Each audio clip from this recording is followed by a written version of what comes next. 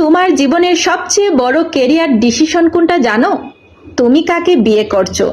Partner হিসেবে তুমি যদি সঠিক মানুষটাকে, রাইট মানুষটাকে পছন্দ করতে না পারো, তুমি ওখানেই হেরে যাবে।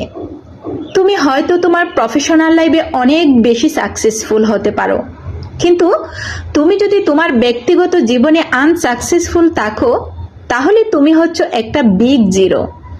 কথায় আছে না, শেষ ভালো যার সব ভালো তার। তো শেষ ভালোটা যদি ভালো হয়, তাহলে জীবনটা এমনি ভালো যাবে। সে পার্টনারটা হচ্ছে শেষ ভালো।